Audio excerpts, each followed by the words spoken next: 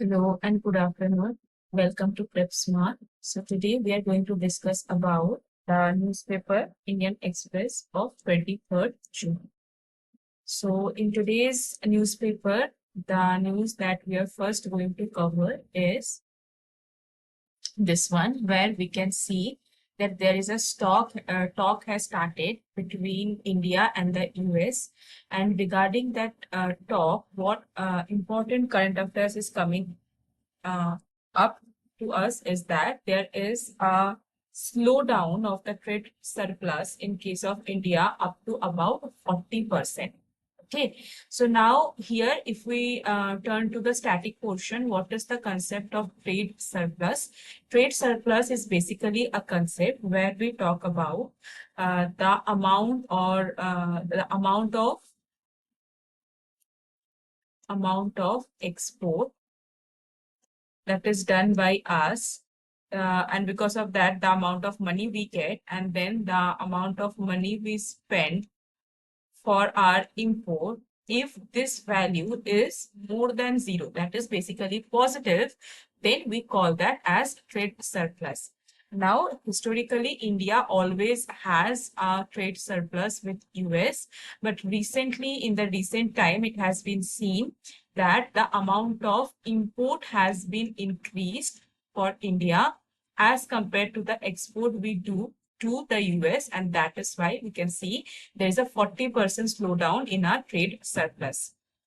So as you can see, data shows that India's trade surplus with the US has slipped by over 40% since the negotiations began last year, right?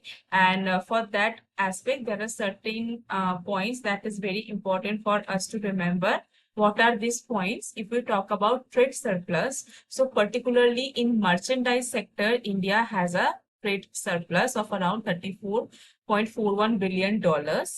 And in the last year, 2025, we know there was a lot of hassles about the tariffs and then the reciprocal tariffs and everything.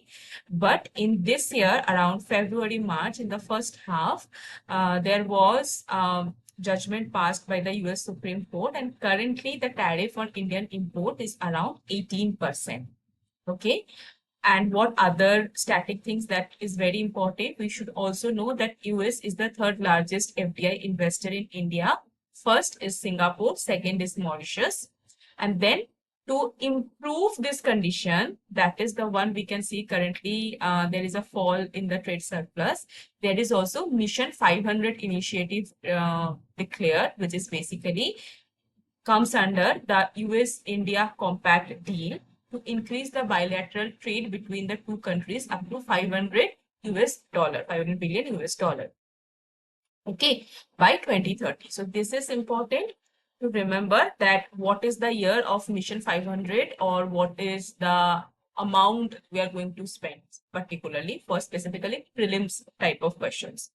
Okay, now apart from that, what other points are important in this news? As we can see, the sectors that is getting involved here, because we know in terms of import, India is mostly relied on petroleum sectors and the crude oil, specifically after the sanctions related to Russian crude oil import. US is expecting us more to get it from themselves, like from USA or Venezuela. So the sectors that is involved here are petroleum products to electronic components, motor vehicles to fresh fruits. Data shows Indian exports are declining while imports from the US are on the rise. Now, similar to this news is actually being forwarded to the second page also. And here you can see the chart where we can see the imports of US to India and Indian exports. As you can see, there is a huge rise in petroleum product import around 130%, and then there is a decline in the export around 24%, and the maximum that is import has happened in motor vehicles and cars. Okay, so this data was released by the Ministry of Commerce and Industry, and after that, all the other important points, as you can see here, I have highlighted. So you can overall give a read to this entire article. I will upload this highlighted newspaper PDF in my Telegram channel, the link of which you will find below the description of this video. Okay, now moving to the next important news for today is this one. Okay, so this one so the yellow highlighted ones are basically which is important for UPSC or like in general important for all the state PCS and all the competitive exams. The blue ones I have highlighted for the specific important of the state PSC exams, and the green highlighted ones are basically the static parts. I'm telling you this color coding so that you can easily find yourselves easy when you read it by yourself. Okay, now next news, as you can see, there was a gas plant blast in Qatar. Now, the entire news is not that important in terms of current affairs as we can say, but one particular thing, as we know, places in news are very important, and over the year we have to build for the places in news. So as you can see, the Ras Laffan is a Qatar's central natural gas hub, which was being bombarded. There was a plant blast.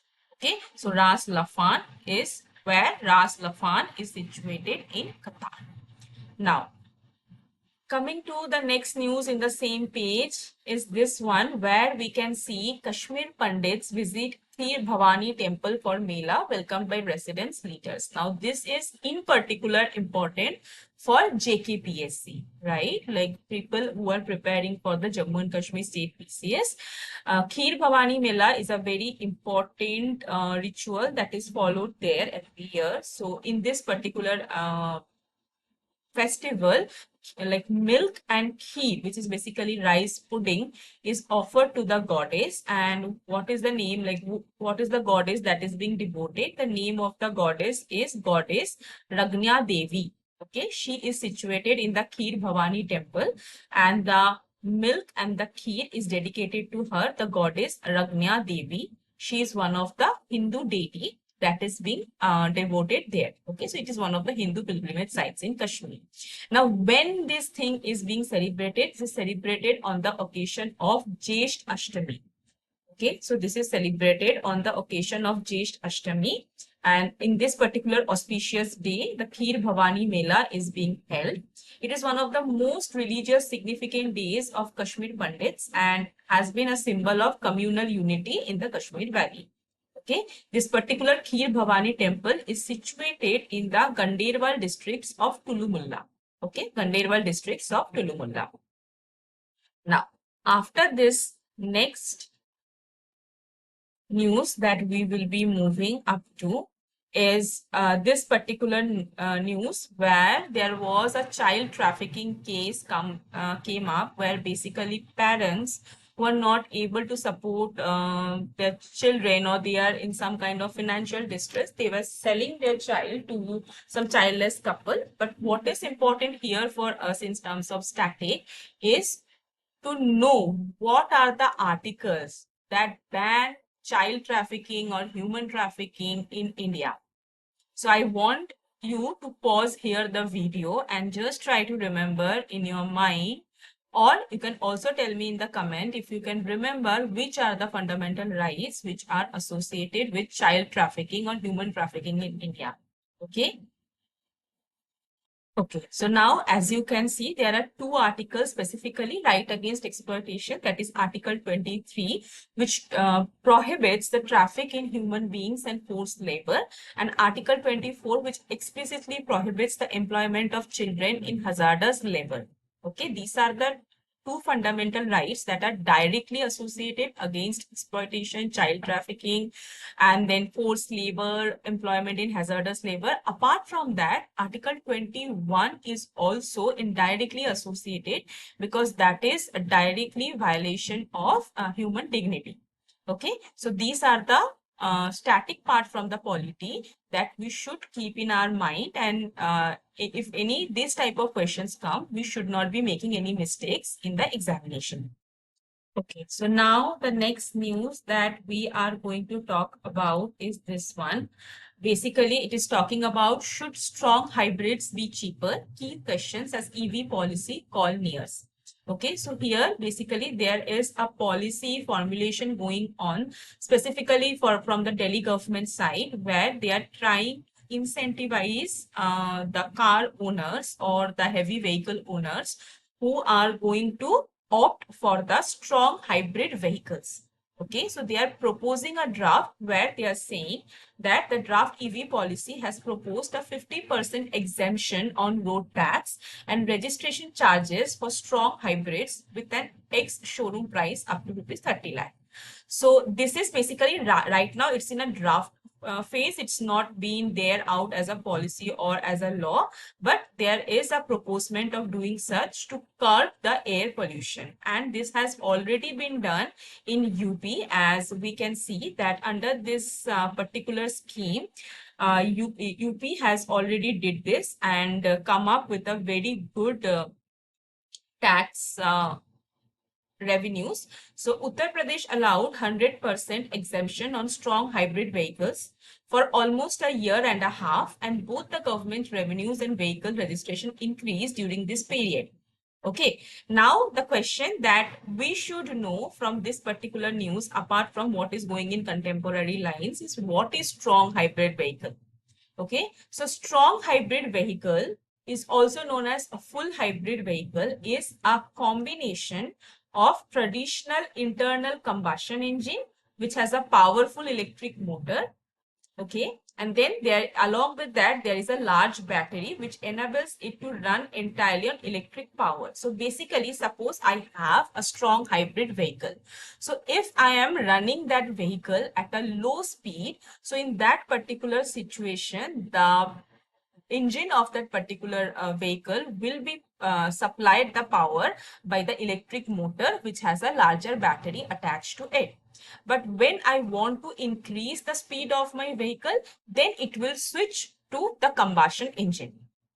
Okay, that is the concept of a strong hybrid vehicle. Hybrid means there is a hybrid mixture of traditional engine with a EV motor vehicle. Okay, and then on the other hand, there is also a concept of a mild hybrid vehicle, which is basically has a smaller electric motor and battery, cannot run on electricity alone. The electric motor in mild hybrid acts only to boost the acceleration and smooth and stop start system. Okay, just to boost the acceleration, here the electricity is used, the EV is used. Okay, it is not like the strong hybrid vehicle which can switch between the two depending on the speed of the vehicle. Now, why government is promoting this? The government is promoting so that they can provide road tax exemptions on buying strong hybrid vehicles, and that will eventually ease out the problem of air pollution that is very much problem in Delhi. Okay, so this was the major news. Apart from that, there is also mention of another organization, which is Net Zero Energy Transition Association, or NETRA, which is a global non-profit organization that works for promoting clear energy. And they have also talked in favor of the strong hybrid electric vehicles, which is also known as SHEVs, SHEV. Okay, okay. On this line, there is also another news that has come up, that is Haryana not to tax concession to replace old trucks, buses in NCR. Now, what is important in this particular news for us? Because here we can see they are talking about the BS4, which was used in the earlier emission norms. And now we know India has switched to BS6. We have completely omitted BS5. From BS4, we have completely switched to BS6. Right, so little bit of static we will be revising here, that what is BS. BS stands for Bharat Stage Emission Norms. Okay, these are the Indian government's legally enforced standards where we regulate the amount of air pollutants released by the vehicles that is there on the roads of our India. Okay, now what kind of air pollutants are measured here or regulated here? Carbon monoxide, nitrogen oxides, hydrocarbons, and particulate matters. Okay, so these are the four kind of air pollutants that are being regulated. Now, who framed these norms for us? It is framed by the Ministry of Environment and it is implemented by the CPCB, that is Central Pollution Control Board. And these norms were made in alignment with the European emission standards. Okay, and as we already know that BS1 come into operation in the year 2000, and now we are operating to BS6. We have completely skipped BS5. Right now, India is going with BS6 phase 2, introducing real driving emission testing. Okay, so these are the some of the important points that we must keep in our mind in terms of statics of this part, because this is very important in environment. Okay. Now, after this, the next important news that we will be moving. Okay, so there is the first budget release in Bengal by the BJP government after they come into power this year. So according to this, the detailed discussion of the Bengal budget, I will be having another separate video. There I will be discussing this entire budget in detail. So everybody preparing for West Bengal PSC, you can check out that video. Okay, so after this, the next important news that we will discuss today is this one. Again, landslide in Meghalaya after rain. So basically, after the southwest monsoon has entered in India.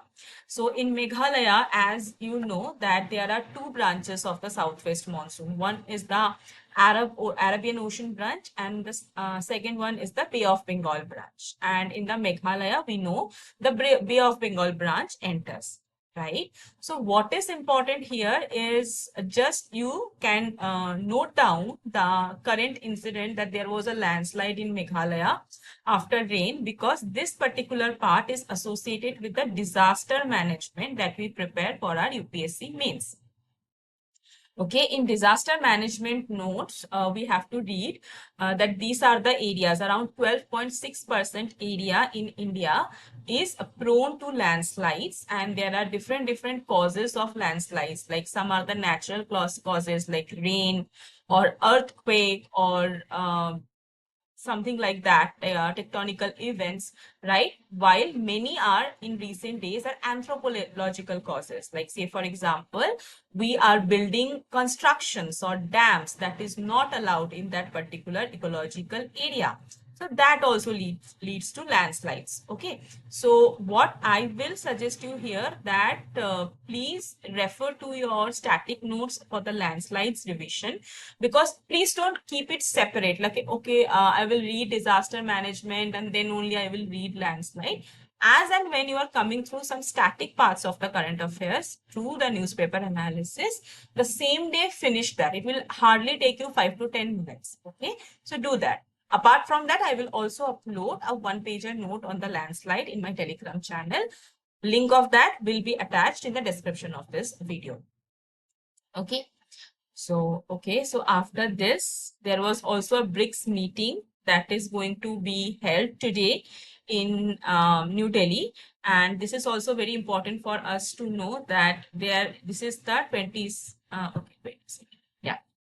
So this is the BRICS 2026 chairmanship is held by India, and the theme for this year's BRICS chairship or BRICS meeting is that building for resilience, innovation, cooperation, and sustainability. This is very important for state PSC exams, and as you can see, we have just taken the initials of BRICS to make the theme. So BRICS building, R for resilience, I for innovation, C for cooperation, and S for sustainability. Okay, so here your duty is to quickly remember what are the states that like basically what are the countries that are the part of BRICS, and tell me in the comment section the name of the countries that are the members of BRICS. Okay. Now, next, we come in the explain section. In the explain section, we can see that there is a news on the environment, particularly in terms of the environmental or ecologically sensitive area. Now, this news was already covered in yesterday's newspaper analysis, and I want you to tell me quickly that what are the states that have agreed for coming to the consensus of giving the ecological sensitive area priority. So the states were Maharashtra, yes, and then there was Gujarat, and what was the third one? That you have to remember and you have to tell me in the option, okay, on the comments below. So Gujarat, there are total 6 states over which the Western Ghat is situated. So what are those states? The states are Gujarat, Maharashtra, Goa, Karnataka, Kerala, and Tamil Nadu. Okay, now we also know there are 2 very famous committees that is associated with the demarcation of ESA in the Western Ghat region. The first one is the Madhav Gadgil committee, and the second one is the K. Kasturirangan committee, right? And we also know from our static part is that whereas the Madhav Gadgil committee, they talked about that the entire area to be designated as ESA with heavy cross sectoral restrictions, but it comes to when K. Kasturirangan panel, they proposed around 60,000 square kilometer area to be notified as ESA, along with a ban on the mining, quarrying, red category polluting industries, thermal power plants, and large contracting and township.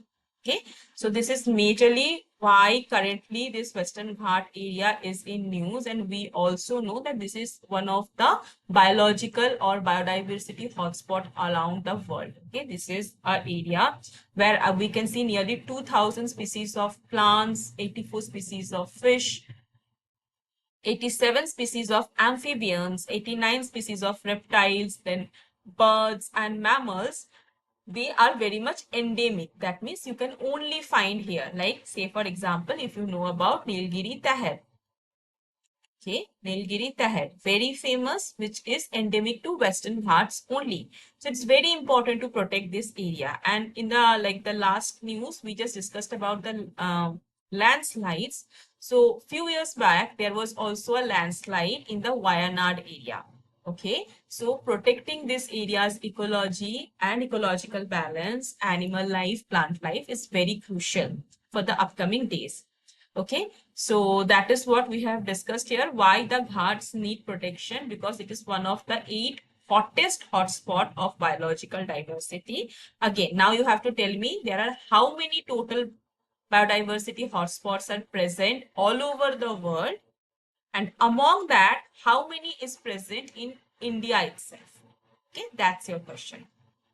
Now, apart from this, the biological diversity that we have already talked about, there are certain rivers who are also originating from the Western Ghats. As you can see, there is Narmada, Tapti, Godavari, Krishna, Kaveri, and many other smaller rivers. They are originating from the Western Ghats itself. Okay, in nature, Western Ghat is a continuous mountain range, okay, and which is only like passed through, there are mountain passes, otherwise it's a continuous mountain range, and it is meeting with the Eastern Ghats in the Nilgiri. Okay, so these are some of the static parts that should be in your mind always, and you should be revising them every time you encounter any news regarding. See, this is the meaning of reading the current affairs from the newspaper. It's not only about knowing the current affairs, but the topic that comes, you should also be knowing the static part of that particular topic. Okay, so these are some of the things that you should know about the Western Ghats. Now, there is another news where Supreme Court has given a verdict, that is right to walk on footpaths, because there was recent a surge in the pedestrian death. So as you can see, there is a recent data that has been shared, and in that data it has been seen that between 2015 and 224, pedestrian deaths surged by nearly 163% or 2.63 times. So it's a very high number of pedestrian deaths that we have seen in the recent times. Pedestrian deaths have more than doubled in 10 years and now account for the second highest road death share after the two-wheeler fatality. So as we can see that this is a very grave concern, and regarding that, the Supreme Court now has given an order. The Honorable Supreme Court has talked about the fundamental right to walk, right? That right to walk is over the right to road by the motor vehicles, because there is Motor Vehicles Act is also there, and it has been seen time and again that it has coming or undermining the right to walk. Okay, so here what is important for us to know that right to walk, it comes under which particular fundamental right? Can you guess? If you can guess, just take a pause in the video and try to think. Will it come under Article 19 or will it come under Article 21? Okay, so here we can see that right to walk comes under Article 19 clause 1D, which is the right to free movement, and also Article 21, which is the right to life and personal liberty under the Indian Constitution. And there is also a specific case regarding that, Maniar Ilyas versus P. Ayappan, where the court declared that the pedestrians' right to safe, unobstructed pathways takes absolute priority over the movement and privileges of motorized vehicles. So this could be your like value addition in your mains answer writing, where we know that it is very important to add the case judgments and the datas if the question asks for the same. Okay. Okay. So next, there is another news. As we can see, there is a street in Kolkata, which was earlier named as Sohrawardi Avenue. Now, the newly elected government in West Bengal, they have renamed the Kolkata Sohrawardi Avenue as Gopal Mukherjee Road.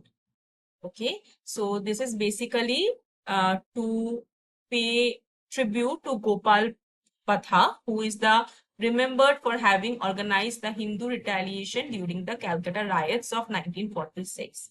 So what is the history of this road being named as Sohrawardi Avenue? So it has been said that the road gets its name from the then West Bengal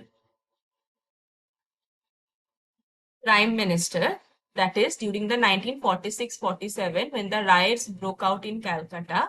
During that point of time, this road was named as the Sohrawardi Avenue on the name of the uncle of the then Prime Minister, that is Hassan Sohrawardi. Okay, so Hassan Sohrawardi was a renowned surgeon in the British Indian Army who went on to become the first Muslim Vice Chancellor of the University of Calcutta. Okay, so there is Hussain Sahid Sohrawardi. He was the PM during the 1946-47, and his uncle was Hassan Sohrawardi, and on his name, the name of the road was given, that is Sohrawardi Avenue, and now the name of the road has been changed as Gopal Mukherjee Road after Gopal Patha, who is remembered for having organized the Hindu retaliation during the Calcutta riots in 1946. Okay, this is important mostly for the West Bengal Public Service Commission examination. Now, after this, we will be moving to the next news. There is also an article regarding the anti-defection law. So I will ask you to read that as well. Now, there is a Congo Ebola case that has come up. And here we again will just cover up the static part of the Ebola. So I have some questions for you. First, you have to answer me. Is Ebola a zoonotic disease? Yes or no? Second, is it a viral disease or is it a bacterial disease? Third, what kind of host transmits this disease?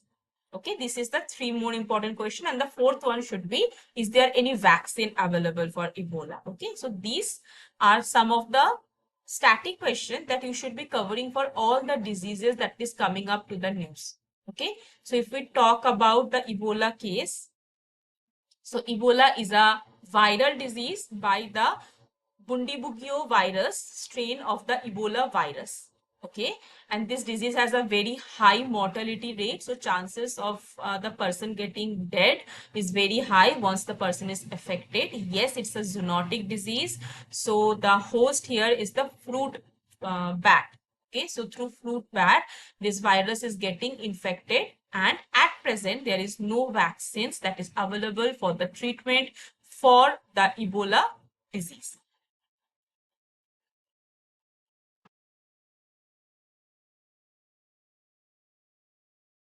Okay, so then in the economy sector, we can see there is a core sector growth fall to 7 months low of 0.5% in May. Now, what is important here? We will just quickly cover up what are the industries that is involved in the core sector in India. Okay, again, pause the video, try to remember, and then come back to check your answer. So there is a trick or a mnemonic you can say to remember the industries, that is CCC friends. Okay, so C is your coal, then cement, then crude oil, and in friends, fertilizer, refinery, energy, natural gas, and S is for steam. Okay, now in this all these 8 industry, which one has the highest share? That is your refinery, right? And you have to tell me in the comment that which one has the lowest share. Okay, now who releases the data?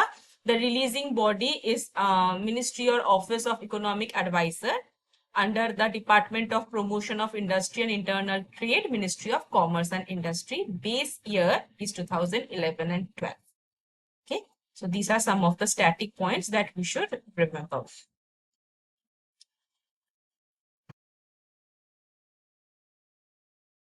And then now we are almost at the end. Yeah, so the last news that we are going to discuss today is related to sports. So Lionel Messi now has become the highest goal scorer in World Cup history. Okay, so now he has the highest number of goals, 18 goals in together. He scored that on Monday. So these are the top 3 all-time World Cup goal scorer.